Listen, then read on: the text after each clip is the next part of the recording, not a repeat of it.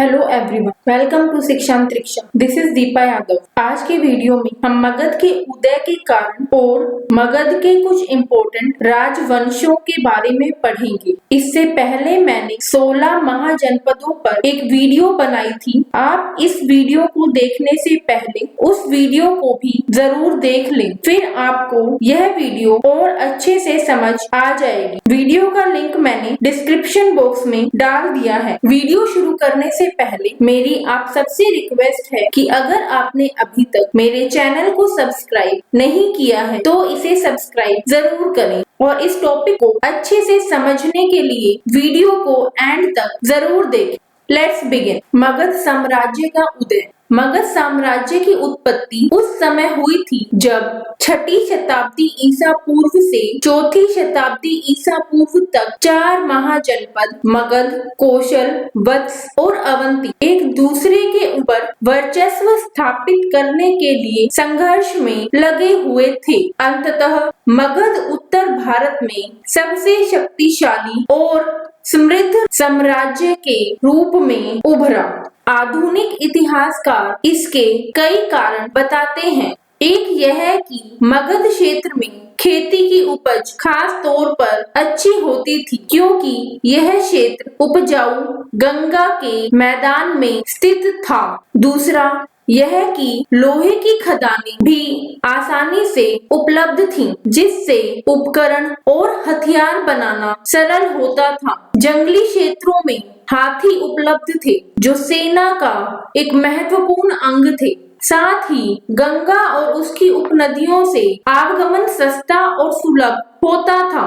शहरों के उदय और धात्विक मुद्रा के कारण व्यापार और वाणिज्य को भी बल मिला। लेकिन आरंभिक जैन और बौद्ध लेखकों ने मगध की महत्ता का कारण विभिन्न शासकों की नीतियों को बताया है। इन लेखकों के अनुसार बिंबिसार, अजातशत्रु और महापद्मानंद जैसे प्रसिद्ध राजा अत्यंत महत्वाकांक्षी शासक थे और इनके मंत्री उनकी नीतियां लागू किया करते थे।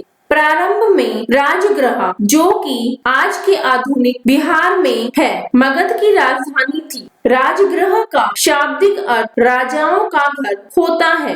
पहाड़ियों के बीच बसा राजगृह एक किलेबंद शहर था। बाद में 4ठी शताब्दी ईसा पूर्व में पाटलिपुत्र को राजधानी बनाया गया, जिसे अब पटना के नाम से जाना जाता है, जिसकी गंगा के रास्ते आवागमन के मार्ग पर महत्वपूर्ण अवस्थिति थी। मगध साम्राज्य के संस्थापक जरासंध और बृहद्रथ थे, लेकिन इसका विकास हर्यक वंश के समय में शुरू हुआ था, जबकि इसका विस्तार शिशुनाग और नंद वंश के समय हुआ था। अंततः मौर्य वंश के शासनकाल में मगध साम्राज्य अपने सर्वोच्च मुकाम पर पहुंच गया था। अब एक एक करके हम सारे राजवंशों के बारे में पढ़ेंगे। पहला है हर्यक वंश। इसका शासनकाल था 544 ईसा पूर्व से 412 ईसा पूर्व तक। हर्यक वंश के 3 महत्वपूर्ण शासक बिंबिसार, अजातशत्रु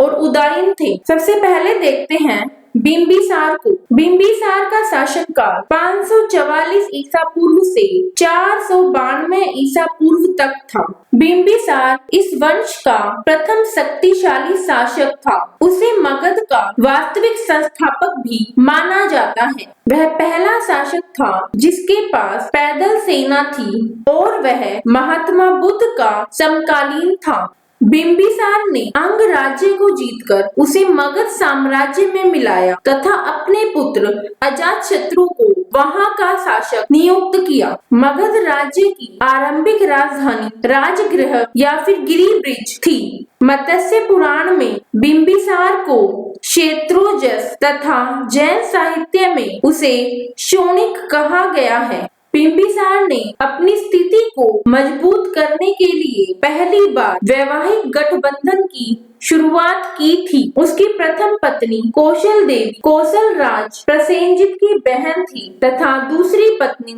लिच्छवी राजकुमारी चिलन्ना थी। उसने शेमा, जो कि पंजाब के मद्र जनपद की राजकुमारी थी, उससे भी विवाह किया था। विभिन्न राजसी परिवारों के साथ विवाह संबंधों के कारण बिंबिसार को भारी कूटनीतिक प्रतिष्ठा प्राप्त हुई, जिससे पश्चिम और उत्तर के क्षेत्र में मगध के विस्तार का मार्ग प्रशस्त हुआ। तक्षशिला के गांधार शासक का राजदूत पुकुस्ती बिंबिसार के दरबार में आया था।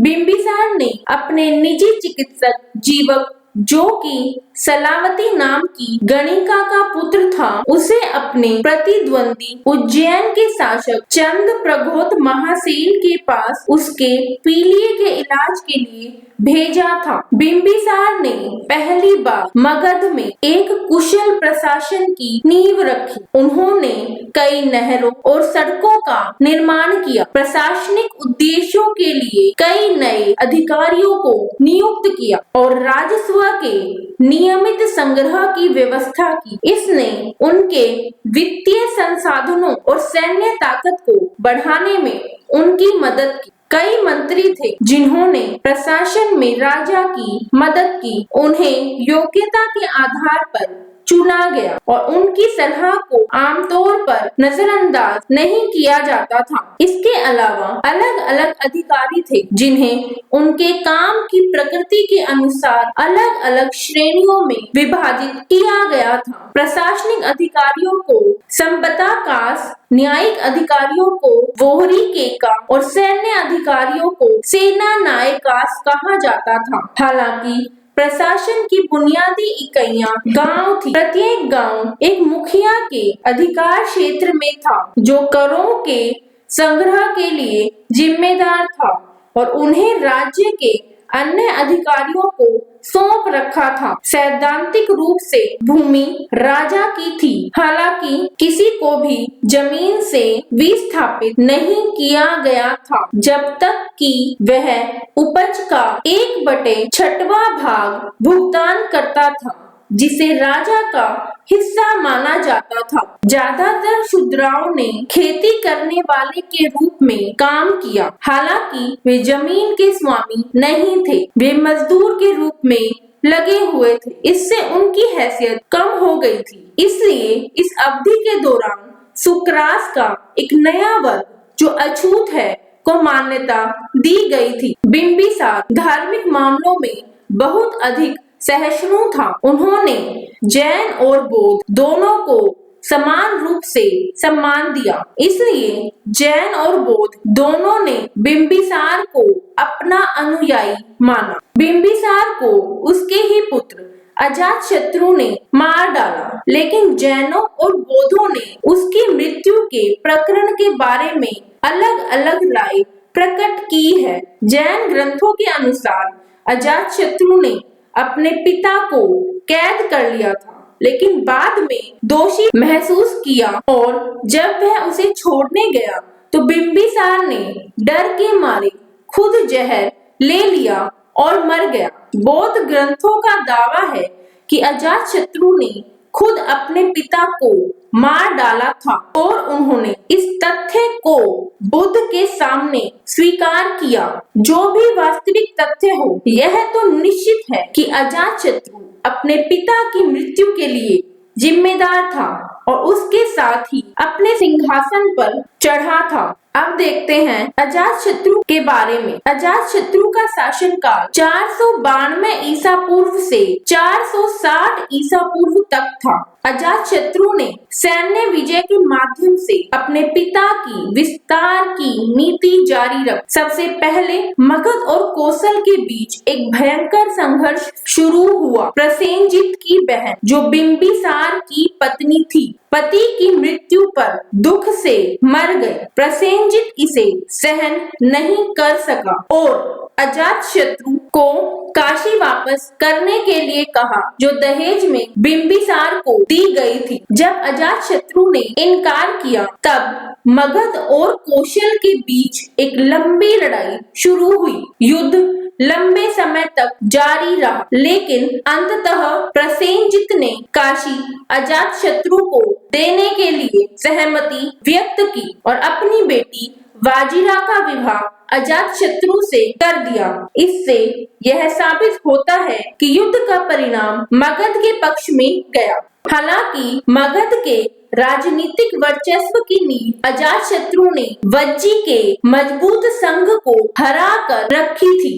पूर्व भारत पर वर्चस्व रखने वाले वज्जी संघ में 36 गणराज्य शामिल थे। 9 मलके, 9 लिच्छवी के और 18 काशी और कौशल के गणराज्य थे। इन दोनों शक्तियों के बीच इस संघर्ष के कई कारण बताए गए हैं। आमतौर पर यह माना जाता है कि अजातशत्रु की पत्नी पद्मावती ने उसे इस संघर्ष के लिए उकसाया था, जो कि कम संतोषजनक तथ्य है। जैन ग्रंथों में कहा गया है कि हल्ला और वेल्ला के 2 भाई मगध के राज्य हाथी और उसके पिता बिंबिसार को दिए हुए कीमती हार के साथ लिच्छवी की राजधानी वैसल में भाग गए। लिच्छवियों ने अजातशत्रु को भगोड़ों को वापस करने से इनकार कर दिया और इसलिए अजातशत्रु ने उनके खिलाफ युद्ध की घोषणा कर दी। बौद्ध ग्रंथों के अनुसार 2 शक्तियों के बीच विवाद का कारण नया पाया गया गहना मेरा था। दोनों खानदानों ने गहने को समान रूप से साझा करने के लिए सहमत हुए थे, लेकिन लिच्छवियों ने इस समझौते का उल्लंघन किया और इसलिए मगध द्वारा युद्ध की घोषणा की गई। ये तो युद्ध के तात्कालिक कारण हो सकते हैं, लेकिन मूल कारण कुछ और प्रतीत होता है। असली मुद्दा यह था कि मगध पूर्वी भारत में सर्वोच्च शक्ति नहीं हो सकता था जब तक कि वह इस शक्तिशाली संघ को ना हराए। इसका एहसास दोनों पक्षों को हो चुका था। यही कारण है कि केवल लिच्छवी नहीं बल्कि काशी और कौशल के प्रमुखों सहित पूरे वज्जी संघ ने खुद को मगध के खिलाफ एकजुट किया था। Doctor D.N. झा ने इस संघर्ष का एक और कारण बताया है।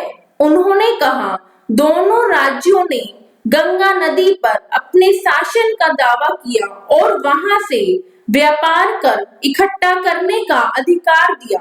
इससे उनका संघर्ष बढ़ गया। मगध और वज्जी संघ के बीच संघर्ष 16 साल तक जारी रहा। अजातशत्रु ने इसके लिए हर तरह की तैयारी की। युद्ध के रंगमंच के पास होने के लिए उन्होंने गंगा के तट के पास एक नया किला बनवाया, जिसने बाद में प्रसिद्ध शहर पाटलिपुत्र और भविष्य की मगध की राजधानी को जन्म दिया। अजातशत्रु ने यह भी महसूस किया कि वह इस तरह के शक्तिशाली संघ के खिलाफ जीत हासिल नहीं कर सकता जब तक कि उनकी आंतरिक एकता को नष्ट ना किया जाए। इसलिए उसने अपने एक मंत्री वास्कारा को संघ के सदस्यों के बीच फूट के बीज बोने के लिए भेजा था। वास्कारा 3 साल तक वहां रहा और अपने मकसद में काफी सफल साबित हुआ। वज्जियों की राजनीतिक और सामाजिक एकता टूट गई और अजातशत्रु को वज्जी संघ पर विजय प्राप्त हुई। इसके अलावा मगध युद्ध के 2 नए हथियारों का उत्पादन करने में सक्षम था। एक महाशिला कंटका था, जिसका उपयोग दूर से दुश्मन पर पत्थर के भारी टुकड़े फेंकने के लिए किया जाता था। दूसरा था रथ मुसाला, चाकू वाला एक रथ और उस पर कटे हुए किनारे। इस प्रकार राजनयिक और सैन्य रूप से खुद को तैयार करने के बाद अजातशत्रु ने वज्जियों पर हमला कर अंत में जीत हासिल की। इस जीत ने मगध को पूर्वी भारत पर एक अधूरा वर्चस्व दिया। अजातशत्रु की सफलता ने अवंती के राजा चंद्रप्रभवेता से दुश्मनी पैदा कर दी। उन्होंने मगध पर हमला करने की तैयारी शुरू कर दी, लेकिन यह अजातशत्रु था जिसने अपनी किलेबंदी को मजबूत किया और अपनी सीमाओं की रक्षा के लिए कई अन्य उपाय किए और सफल रहा। प्रभवोटा मगध पर आक्रमण नहीं कर सका। इस तरह अजातशत्रु अपने राज्य की सीमाओं को आगे बढ़ाने और मगध की महानता की नींव रखने में सफल रहा। अजातशत्रु उदार धार्मिक विचारों का था। शायद पहले जैन धर्म के प्रति झुकाव था, लेकिन बाद में वह बुद्ध का भक्त बन गया। बौद्धों की पहली बौद्ध संगति राजगृह के पास उसके संरक्षण में आयोजित की गई थी। यह भी माना जाता है कि इन्होंने कई बौद्ध चैत्य भी बनवाए थे। अजातशत्रु की हत्या उसके पुत्र उदयन ने की थी। अब देखते हैं उदयन के बारे में। उदयन का शासन काल 461 ईसा पूर्व से 445 ईसा पूर्व तक था। पुराणों और जैन ग्रंथों के अनुसार गंगा तथा सोन नदी के संगम पर उसने पाटलिपुत्र नामक नगर की स्थापना की तथा उसे अपनी राजधानी बना। उदयन जैन धर्मावलंबी था।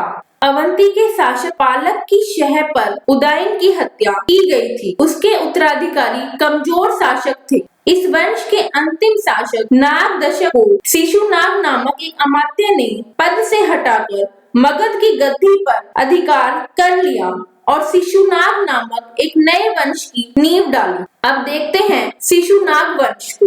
इसका शासनकाल 412 ईसा पूर्व से 344 ईसा पूर्व तक था। शिशुनाग नागदशक का मंत्री था, जिसे प्रजा ने राजा के रूप में चुना था। उसने अवंती के प्रगोत्र राजवंशों को नष्ट किया था, जिससे मगध और अवंती के बीच 100 सालों से चल रही प्रतिद्वंदिता समाप्त हुई थी। उसने वत्स और कौशल के पड़ोसी प्रतिद्वंदी राज्यों को पराजित कर मगध में मिला लिया था। वह एक सक्षम शासक साबित हुआ और मगध के क्षेत्रों का विस्तार किया। इसके समय मगध साम्राज्य के अंतर्गत बंगाल से लेकर मालवा तक का भूभाग सम्मिलित था। शिशुनाग ने वज्जियों के ऊपर कठोर नियंत्रण रखने के लिए पाटलिपुत्र के अतिरिक्त वैशाली को भी अपनी दूसरी राजधानी बनाया। शिशुनाग का उत्तराधिकारी उसका पुत्र कालाशोक बना, जिसे काकवर्ण भी कहा जाता है। इसने वैशाली के स्थान पर पुनः पाटलिपुत्र को अपनी राजधानी बनाया। सिंहली महाकाव्यों के अनुसार गौतम बुद्ध के महापरिनिर्वाण के लगभग 100 वर्ष बाद कालाशोक के शासन काल के 10वें वर्ष में वैशाली में दूसरी बौद्ध संगति का आयोजन हुआ। इस संगति में विभेद उत्पन्न होने के कारण यह दो संप्रदाय स्थविर और महासांधिक में बट गया। कालाशोक की हत्या एक महल की साजिश के कारण की गई थी और संभवतः उसका हत्यारा नंद वंश का संस्थापक था। हालांकि महावस्मा का कहना है कि कालाशोक के 10 पुत्रों ने उसकी मृत्यु के बाद 10 वर्षों तक शासन किया। संभवतः राजकुमारों को अपने पिता की हत्या के अपराध को कवर करने के लिए इन वर्षों के लिए नाम मात्र का शासन करने की अनुमति दी गई थी, लेकिन अंततः उन सभी को मार दिया गया और एक नए वंश ने मगध पर अपना शासन शुरू कर दिया। अब देखते हैं नंद वंश। प्रथम नंद शासक और उसके पूर्व के संबंध में मतभेद है। पुराण उन्हें महापद्मानंद कहते हैं, जबकि महाबोधिवास ने उनका नाम उग्रसेन बताया है। जैन ग्रंथ उन्हें एक नाई के पुत्र के रूप में वर्णित करते हैं, जबकि पुराण उन्हें एक शूद्रा महिला द्वारा एक राजा के पुत्र के रूप में संदर्भित करते हैं। फिर भी यह निश्चित है कि नंद वंश का संस्थापक एक शूद्र था, जो व्याकरणाचार्य पाणिनि का घनिष्ठ मित्र था। पुराणों में महापद्मानंद को सर्वक्षत्रांतक क्षत्रियों का नाश करने वाला तथा भार्गव दूसरे परशुराम का अवतार कहा गया है। एक विशाल साम्राज्य स्थापित कर उसने एक राज और एक छत्र की उपाधि धारण। महापद्मानंद मगध का सबसे शक्तिशाली शासक था। इसने सर्वप्रथम कलिंग की विजय की तथा वहां एक नहर खुदवाई, जिसका उल्लेख कलिंग नरेश खारवेल ने अपनी हाथी गुफा अभिलेख में किया है। इसी अभिलेख से यह पता चलता है कि उसने कलिंग से एक जैन प्रतिमा उठा ली थी। महापद्मानंद के 8 पुत्रों में घनानंद सिकंदर का समकालीन था। ग्रीक यानी यूनानी लेखकों ने इसे अग्रमिस कहा है। धनानंद के समय 325 ईसा पूर्व में सिकंदर ने पश्चिमोत्तर भारत पर आक्रमण किया। 322 ईसा पूर्व में चंद्रगुप्त मौर्य ने अपने गुरु चाणक्य की सहायता से धनानंद की हत्या कर मौर्य वंश के शासन की नींव डाली। इसी के साथ ही हमने मगध के उदय के कारण और उसके कुछ महत्वपूर्ण राजवंशों के बारे में सारे इम्पोर्टेंट पॉइंट्स को कवर कर लिया है। मौर्य वंश को मैं अलग वीडियो में कवर करूंगी। आई होप वीडियो आपको इंफॉर्मेटिव लगा होगा। अगर वीडियो आपको पसंद आई तो इसे लाइक, शेयर और चैनल को सब्सक्राइब करना ना भूलें। Thank you for watching शिक्षांतरिक्षा।